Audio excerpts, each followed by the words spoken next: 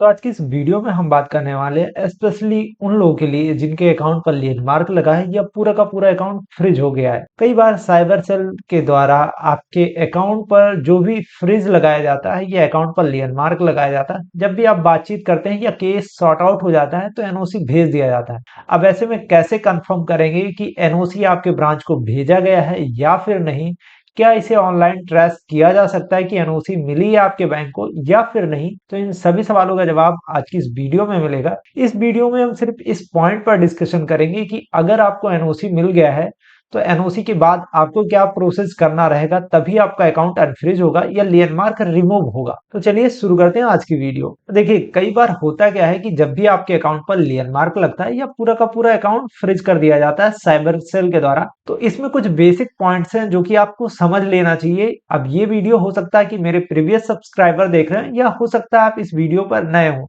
तो मैं कुछ बेसिक पॉइंट को क्लियर कर दूं, देन उसके बाद आगे बढ़ता हूं। तो जब भी किसी अकाउंट पर लैंडमार्क लगता है या पूरा का पूरा अकाउंट फ्रीज कर दिया जाता है साइबर सेल के द्वारा, तो ऐसे में आप अपने बैंक जाते हैं और वहां से आपको एक्नॉलेजमेंट मिलता है, जिससे पता चलता है कि किस ट्रांजेक्शन की वजह से आपके अकाउंट पर लैंडमार्क लगा है या पूरा का पूरा अकाउंट फ्रीज कर दिया गया है साइबर सेल के द्वारा। अब ऐसे में कई बार होता है कि बैंक से आपको एक्नॉलेजमेंट मिलता ही नहीं है, तो ऐसे में आप जाते हैं अपने नियरेस्ट पुलिस स्टेशन जहां पर साइबर सेल विंडो होती है, और वहां पर आप अपना अकाउंट नंबर बताकर ये चेक करवाते हैं कि आपके अकाउंट पर लैंडमार्क कहां से लगा है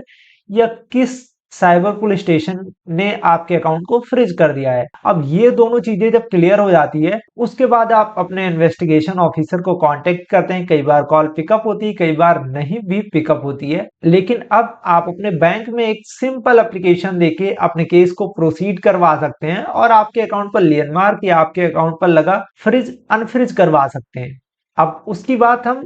प्रीवियस वीडियो में ऑलरेडी कर चुके हैं, तो अब हम आगे बढ़ते हैं इस वीडियो में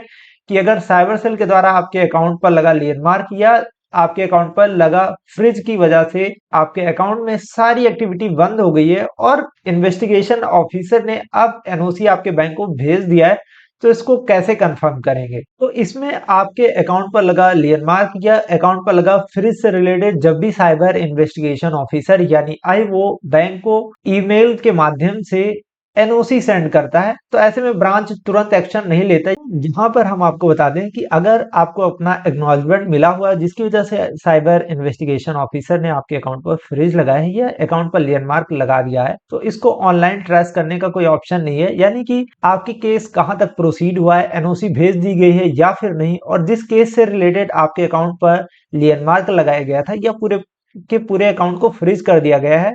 वो केस क्लोज हुआ या फिर नहीं, इसको ऑनलाइन ट्रैक करने का कोई ऑप्शन नहीं है। तो अब बात करते हैं कि ऑफलाइन आपको क्या करना चाहिए। तो देखिए, जब भी आपके केसेस में लैंडमार्क लगता है या पूरा का पूरा अकाउंट फ्रीज हो जाता है, तो ऐसे में पहला ऑप्शन ये है कि आप अपने इन्वेस्टिगेशन ऑफिसर को कॉल करके ये जान सकते हैं कि एनओसी आपके रिलेटेड बैंक को भेजी गई है या फिर नहीं। अब कई बार होता है कि इन्वेस्टिगेशन ऑफिसर कहता है कि हमारे यहाँ से एनओसी आपके ब्रांच को भेज दी गई है, और जब आप ब्रांच जाते हैं तो पता चलता है कि आपका एनओसी अभी तक ब्रांच में नहीं आया है। तो पहला पॉइंट आप ये याद रखें कि एक तो आप दोनों में क्रॉस वेरीफाई करें। एक तो जैसे अगर इन्वेस्टिगेशन ऑफिसर ने कहा कि उसके द्वारा एनओसी आपके ब्रांच को भेज दी गई है, तो आप उससे पूछे कि इस टाइम भेजी गई, ये कंफर्म कर दे। मान लीजिए कि इन्वेस्टिगेशन ऑफिसर आपके कॉल या मैसेज का रिस्पॉन्स नहीं कर रहा है, तो ऐसे में आप क्या करेंगे, आपका अकाउंट जहां पर है उस ब्रांच में आपको विजिट करना है और वहां पर आपको कहना है कि इन्वेस्टिगेशन ऑफिसर ने आपको बताया है कि उन्होंने आपके बैंक में एनओसी भेज दिए, तो आप उसको चेक कर लीजिए। अब वो कहेंगे हमारे पास कई सारे मेल आते हैं, तो ऐसे में हम ये नहीं बता सकते हैं कि कौन सा मेल आया, किस टाइम आया, तभी तो उस चीज को हम फिल्टर करके देख सकते हैं। तो आपको दो पॉइंट यहाँ पर याद रखना। एक तो आप अपना एक्नॉलेजमेंट नंबर बता के चेक करवा सकते हैं। मेल में अगर एक्नॉलेजमेंट नंबर इंटर करते हैं तो उससे फिल्टर लग जाएगा और इजीली वो आपका अगर कोई भी मेल इन्वेस्टिगेशन ऑफिसर के द्वारा आया है तो वो फैच हो जाता है और उसको आराम से जो है एनओसी वो देख सकते हैं अगर आया हुआ है। दूसरा, अगर एक्नॉलेजमेंट नंबर से नहीं मिलता है तो एक बार बैंक अकाउंट नंबर से जरूर चेक कराएं। इन दोनों केसेस में अगर साइबर इन्वेस्टिगेशन ऑफिसर के द्वारा एनओसी भेज दी गई है तो 100% पता चल जाएगा। अब अगर ये पता चल जाता है तो ऐसे केसेस में अब आपको कितना टाइम लगेगा, तो अब ऐसे में आपका ब्रांच जो है क्या करेगा कि हेड ब्रांच को जो है आपका मेल फॉरवर्ड करेगा, यानी कि वो एनओसी हेड ब्रांच को भेजेगा, क्योंकि वहीं से आपके अकाउंट पर फ्रीज क्लियर मार्क लगता है और रिमूव भी होता है। तो अब ये जो आपका ब्रांच हेड ब्रांच को आपका एनओसी ट्रांसफर करेगा, तो उसमें 7 वर्किंग डेज का टाइम लगता है। अब 7 वर्किंग डेज टाइम ये मैक्सिमम है, वैसे तो 3 से 4 दिन के अंदर आपके अकाउंट पर लगा लियन मार्क या फ्रिज हट जाता है। कभी कभी ये 24 घंटे में भी आपके अकाउंट पर लगा लियन मार्क या फ्रिज हट सकता है। तो ये डिपेंड करता है कि बैंक के पास वर्कलोड कितना है, और अगर वो इंस्टेंटली आपके एनओसी को हेड ब्रांच को भेज देता है तो उस हिसाब से डिपेंड करता है कि कितना टाइम लगेगा। ये मान के चलिए कि 7 वर्किंग डेज के अंदर ही आपके अकाउंट पर लगा लियन मार्क या आपके अकाउंट पर लगा फ्रिज हट जाएगा। तो सबसे पहले आप ये मेरा एक्नॉलेजमेंट देख सकते हैं जो कि मुझे बैंक से मिला है। इसमें ये मेल आईडी मेंशन की हुई है। इसी मेल आईडी से साइबर सेल आपके ब्रांच को मेल करती है, जिससे आपके अकाउंट पर लियन मार्क लगता है या पूरा का पूरा अकाउंट फ्रीज कर दिया जाता है। तो इसी मेल आईडी से जब साइबर सेल दोबारा से एनओसी भेजती है तो आपके अकाउंट को अनफ्रीज किया जाता है या लियन मार्क रिमूव किया जाता है। अब अगर आपको बैंक से एक्नॉलेजमेंट नहीं मिला है, तो आप ये देखिए कि साइबर सेल आपको कुछ इस तरीके का एक्नॉलेजमेंट कभी-कभी देती है।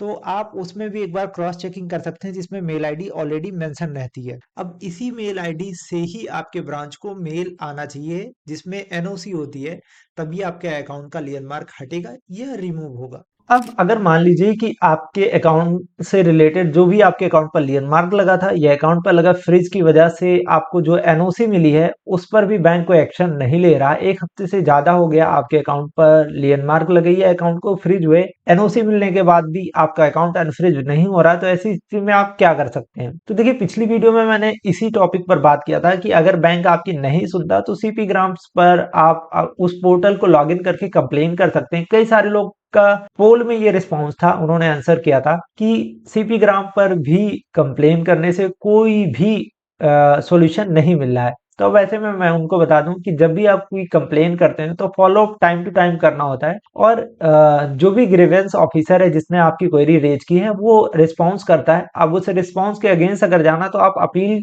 पर क्लिक करके वहां से अपनी क्वेरी दोबारा से रेज कर सकते हैं कि जो जो चीजें पूछी गई है वो चीजें आपने प्रोवाइड की है या फिर नहीं, आपका केस अभी कहां तक पहुंचा है, क्या आपने वो सारी चीजें फॉलो अप कर ली है या फिर नहीं। क्योंकि अगर कोई भी चीज आपको बताई जाती है, जो भी गाइडलाइंस है उस तरीके से आप वर्क नहीं करेंगे तो कभी भी आपका प्रॉब्लम का सॉल्यूशन नहीं मिलेगा। अब कई सारे लोगों को ये लगता है कि वो मुझे डीएम करेंगे तो मैं इंस्टेंटली उनका सॉल्यूशन दे दूंगा। तो देखिए, किसी भी चीज को करने के लिए उसमें टाइम चाहिए होता है। जब भी आप किसी चीज को फॉलो अप करते रहेंगे तो आपकी प्रॉब्लम का सॉल्यूशन मिल जाएगा। कोई भी ऐसा प्रोफेशनल आपको नहीं मिल सकता जो इंस्टेंटली आपके केस को सॉल्व कर दे। यहाँ पर मैं एक चीज और कहना चाहूंगा कि कई बार आप सोशल मीडिया के दिखावे में अगर कई सारी चीजें ऐसी है कि आप सोचते हैं कि यहाँ हम पेमेंट कर देंगे तो आपकी प्रॉब्लम का सॉल्यूशन मिल जाएगा, तो ऐसा बिल्कुल भी नहीं है। अगर कोई कहता है कि हम आपकी प्रॉब्लम को सॉर्ट आउट करा देंगे, हो सकता है वो करा दे, मैं ये नहीं कहता कि वो जेन्युइन नहीं हो सकता है, लेकिन यहाँ पर ध्यान देने वाली चीजें ये हैं कि आपको बहुत ज्यादा पैनिक नहीं होना है,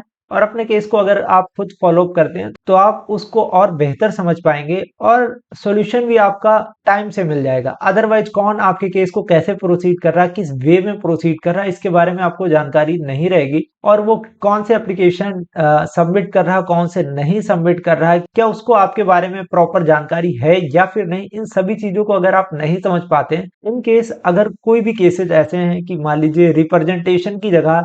आपको अपना केस खुद प्रेजेंट करना हुआ, तो ऐसे में आप उस चीज को एक्सप्लेन नहीं कर पाएंगे कि अभी तक क्या हुआ, क्या पेंडेंसी रही। तो इसलिए आप अपने लिए वर्क कीजिए और अपने प्रॉब्लम का सॉल्यूशन खुद करिए। मिलते हैं एक नई वीडियो के साथ, तब तक के लिए जय हिंद दोस्तों।